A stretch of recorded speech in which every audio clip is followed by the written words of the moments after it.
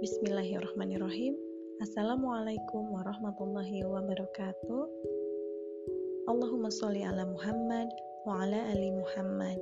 Pertama-tama kita ucapkan puji dan syukur kehadiratillahir Rabbi yang mana pada kesempatan kali ini kita masih diberikan nikmat iman, nikmat ihsan, dan nikmat Islam.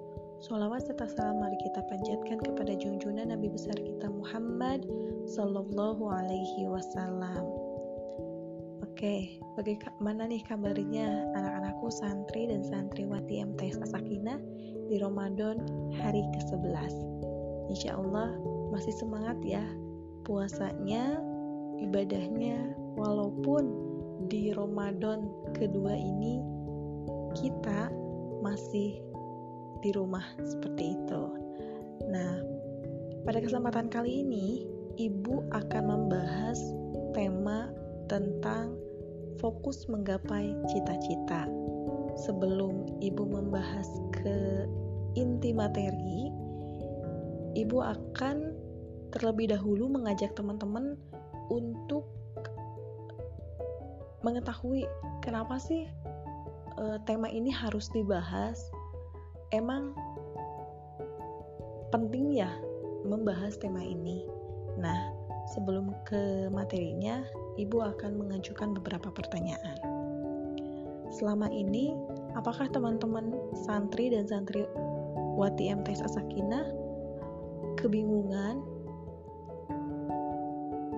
tujuan hidup kamu itu atau pencapaian apa yang kamu sudah raih selama ini?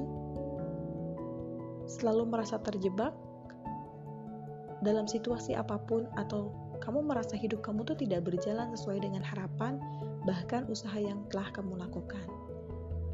Merasa tidak bersemangat dalam melakukan aktivitas apapun seperti misalnya belajar, atau bahkan melakukan sekedar hobi, atau bingung memilih keluar dari zona nyaman atau tidak. Terus tidak bahagia dengan pencapaian didapat, merasa tertekan misalnya dengan lingkungan sekitar.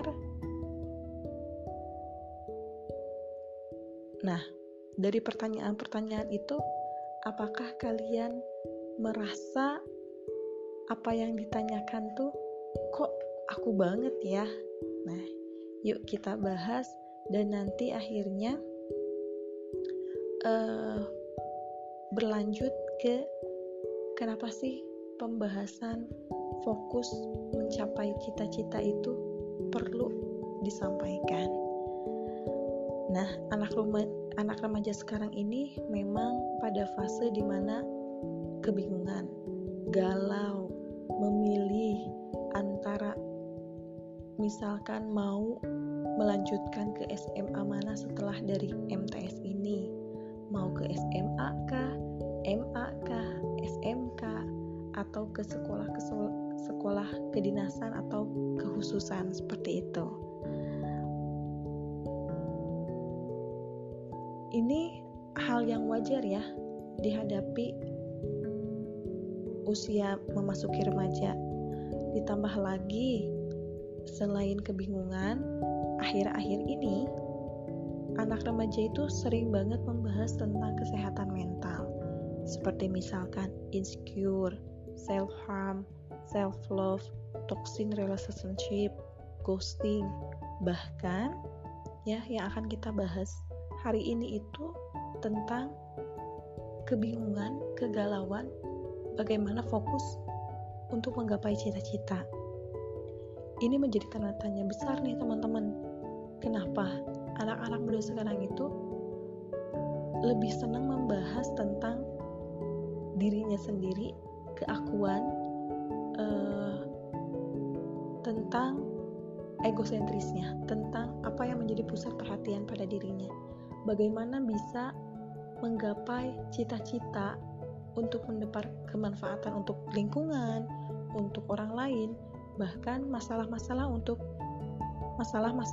dirinya sendiri pun belum selesai. Yang akhirnya ini sering dibahas banget di beberapa media sosial, di artikel, di berita-berita. Apalagi didukung dengan lagu-lagu yang mengikuti pasar tentunya. Mungkin di sini teman-teman sering atau ada beberapa yang senang banget sama lagu-lagu. Yang pertama misalkan ya, beberapa lagu-lagu yang memang bertemakan self-healing. Isyana Sarasvati, Untuk Hati Yang Terluka, Kunto Aji, mantra-mantra. Di situ yang ibu lihat, kutipan-kutipan dari lagu self-healing ini menunjukkan bahwa hari ini anak muda tuh pengen dipahami, pengen dikuatkan, pengen diberi dan diberi. Sehingga mental yang terbentuk adalah mental egosentris. Apa sih egosentris atau self-centered itu? Salah satu contoh terdekat dengan kita tuh aplikasi Instagram. Kenapa benar-benar disukai anak muda? Karena tiap kontennya itu dibuat untuk memiliki panggung kita sendiri. Kalau posting story itu all about kita, aktivitas kita. Ini menunjukkan bahwa jiwa-jiwa yang ingin ditampil tentang keberadaan dirinya. Tingkat parahnya nih ya, jika sudah narsistik, jatuhnya itu sudah pada tindakan manipulatif. Bu, apa sih manipulatif? Manipulatif itu adalah gaya seseorang dalam mempengaruhi sosial seseorang yang kelompok yang bertujuan untuk mengubah persepsi atau perilaku. Contohnya, misalnya nih kalian lagi jalan-jalan, makan di restoran, itu pasti dijadiin status. Bener gak sih? Rata-rata orang zaman sekarang tuh seperti itu. Oke. Selanjutnya, ini yang akhirnya membuat dirinya tuh sibuk akan dirinya sendiri, sehingga secara tidak sadar nih kita melakukan hal-hal yang tidak realistis. Misalnya, teman-teman di sini mengkonsumsi media sosial berjam-jam, kan ya? Pasti hampir 24 jam kita tidak terlepas dari gadget. Stalking di IG, scroll di YouTube yang sebetulnya ini tuh bukan hal yang produktif. Nah, ini juga membuat jiwa-jiwa ini menjadi lemah dan menjadi rapuh. Kenapa? Karena setiap orang itu tergantung dari referensi apa yang didengar dan dibaca.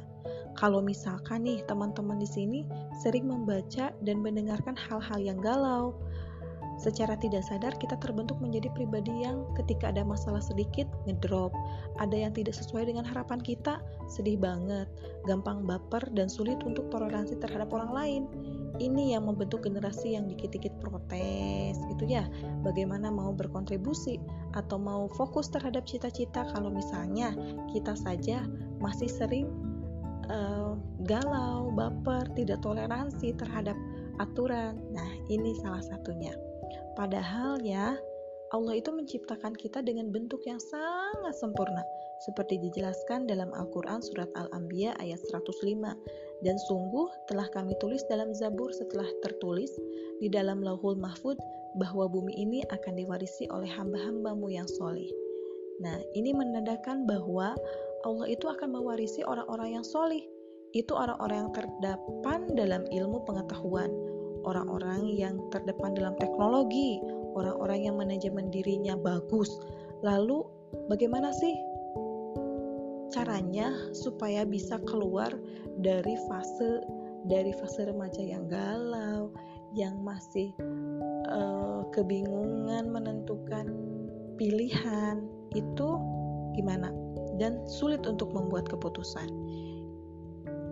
Nah, sebelum ke solusinya,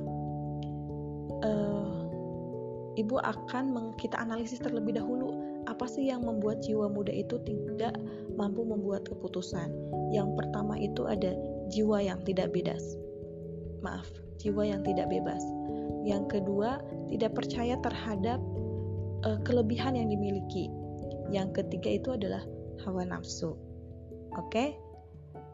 Yang pertama, jiwa yang tidak bebas. Tidak ada yang independen. Di atas bos atau di atas pegawai pasti ada bosnya. Berbeda halnya ketika menghamba pada Allah, kita nggak akan galau lagi. Contohnya aja, jika kita tidak bebas dan menghamba bukan pada selain Allah, yakni misalnya menghamba pada standar dunia, kan banyak ya kayak standar kecantikan nih, banyak banget, atau hal-hal yang branded. Kalau misalnya kita